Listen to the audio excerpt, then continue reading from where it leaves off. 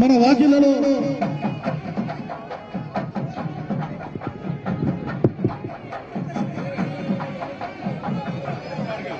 అన్న కృతజ్ఞతలు అన్న. సోదరులారా, ఈ దేశ నాగరికత వికాసం లోపల తమ శక్తిని, తమ రక్తాన్ని, తమ చెమటను దారపోసి భవ్య సౌధాలను నిర్మించినటువంటి జాతి బీసీలు తమ కుల వృత్తుల చేత ఈ పల్లెకు పట్టుగొమ్మలుగా నిలబడి ఈ పల్లెలను తీర్చిదిద్ది ఈ దేశానికి వెన్నెముకగా నిలబెట్టినటువంటి బీసీ సోదరుల పక్షాన వారికి ఆత్మగౌరవంతో పాటుగా రాజ్యాధికారంలో కూడా వాటా దక్కాలన్న ఉద్దేశంతో ఇవాళ స్థానిక సంస్థల్లో రిజర్వేషన్ల కోసం మనం ఈ యొక్క దీక్షను ప్రారంభించుకున్నాము. కవితక్క గారు 72 గంటల ఈ దీక్షతో బీసీల పక్షాన నిలబడడం నిజంగా కూడా బీసీలందరికీ శుభసూచకం. వందల వేల సంవత్సరాలుగా ఈ సమాజం లోపల, సమాజ పరిపాలన లోపల వాటాను కోరుతున్నటువంటి బీసీ సోదరుల ఆకాంక్షలు నెరవేరే ఈ యొక్క పతాక సన్నివేశ సమయం లోపల మనం ఈ దీక్షను నిర్వహించుకుంటా ఉన్నాము. బీసీల పక్షాన నేను ముందుకు వస్తా అని చెప్పి కవితక్క గారు గత 2 సంవత్సరాల కాలంగా ఈ యొక్క బీసీ ఉద్యమానికి దన్నుగా నిలబడి ఇక్కడ చట్టాన్ని తెచ్చుకోవడంలో గానీ, ఆర్డినెన్స్ తెచ్చుకోవడంలో గానీ కీలకంగా ఉన్న సంగతి మీ అందరికీ తెలుసు.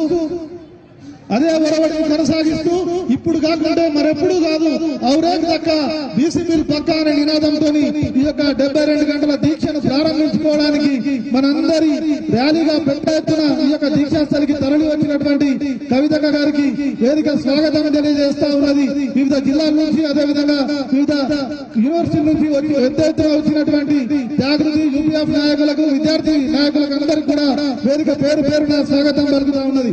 తమ తమ కుల వృత్తుల ప్రదర్శనతో పెద్ద ఎత్తున ఇక్కడ తరలి వచ్చినటువంటి బీసీలోని సంబంధ వర్గాల కుల వృత్తుల అన్నలందరికీ కూడా ఈ యొక్క వేదిక ఆహ్వానాలను తెలియజేస్తా ఉన్నది. సోదరులారా, బీసీలు ఈ సమాజ నిర్మాణంలో మాత్రమే కాదు, ఈ యొక్క ఆధునిక భారతదేశ నిర్మాణంలో కూడా ప్రతి చోట కూడా బీసీలు లేనటువంటి ఉద్యమాలు లేవు.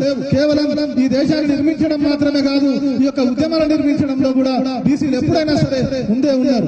అది స్వతంత్రోద్యమ పోరాటమైనా, తెలంగాణ సాయుధ రైతాంగ పోరాటమైనా, నిన్న మొన్నటి గోరింకల సభలో ఇక్కడ పల్లె పల్లెన వెళ్లి విరిసినటువంటి నక్సలైట్ ఉద్యమాలైనా, నిన్న మన కళ్ళ ముందు జరిగినటువంటి తెలంగాణ ఉద్యమమైన బలిదానాల ఉరికొయ్యల పైన ఎక్కడైనా కూడా బీసీలు ఉన్నారు. అది ఏ ఉద్యమమైనా సరే, తొలి అమరుడు శ్రీకాంతాచారి నుంచి ప్రతి ఉద్యమంలో కూడా ఇక్కడ బీసీలు తమ ప్రాణాలను ఇక్కడ పణంగా పెట్టి సమాజ నిర్మాణం వైపుగా అడుగులేయడం జరిగింది.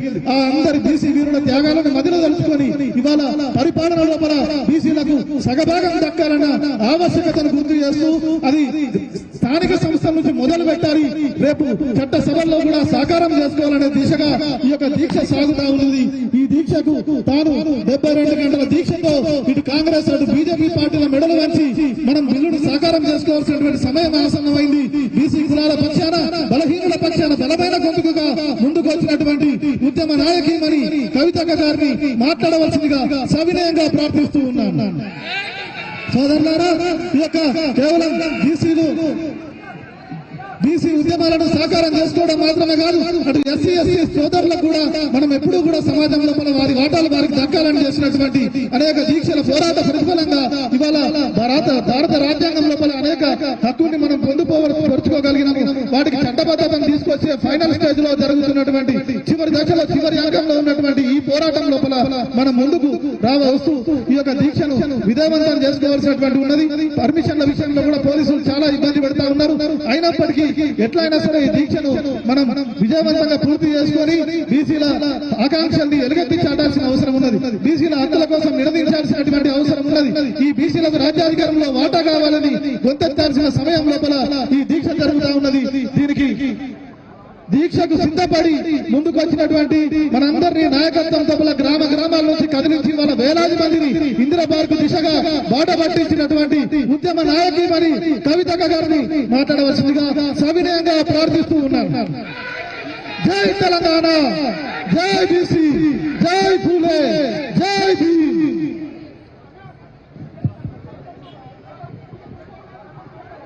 జై తెలంగాణ, జై తెలంగాణ, జై జాగృతి, జై యూపీఎఫ్, జై బీసీ, జై భీమ్. అందరికీ వందనాలు. ముఖ్యంగా ఇంత పెద్ద ఎత్తున తరలి వచ్చినటువంటి మా ఆడబిడ్డలందరికీ ప్రత్యేకంగా వందనాలు. మా అన్నదమ్ములకు, అదేవిధంగా యూపీఎఫ్ నాయకులకు, జాగృతి నాయకులకు, సోదరులకు అందరికి కూడా హృదయపూర్వకంగా నమస్కారం. మీకు తెలుసు, ఇవాళ చేస్తున్నటువంటి కార్యక్రమం మామూలు కార్యక్రమం కాదు. తెలంగాణ జాగృతి అనేక పోరాటాలు చేసింది. కానీ ఇవాళ చేస్తున్నటువంటి పోరాటం చరిత్రలో నిలిచిపోయేటటువంటి పోరాటం అవుతుంది.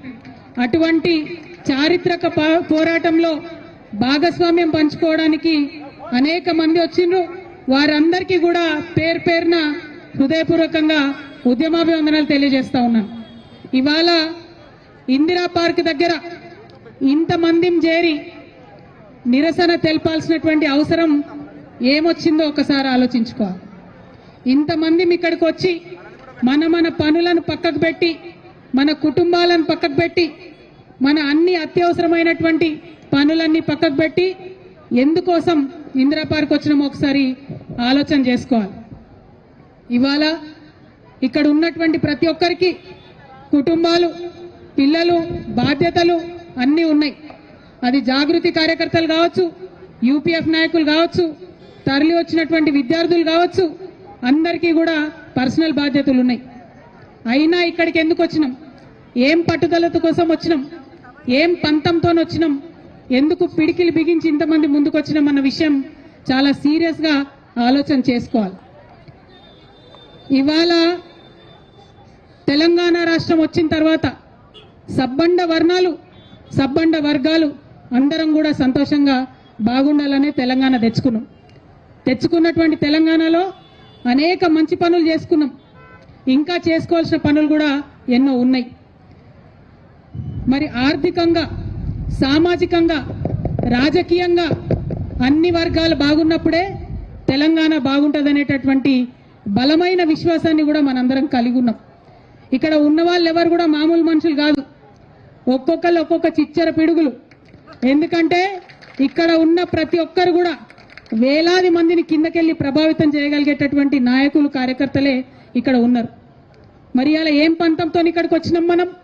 తెచ్చుకున్న తెలంగాణలో ప్రతి ఒక్కరికి రాజ్యాధికారంలో వాటా రావాలి, ప్రతి ఒక్కరికి ఆర్థిక అవకాశాలు రావాలి, ప్రతి ఒక్కరికి సమాజంలో గౌరవం దక్కాలి.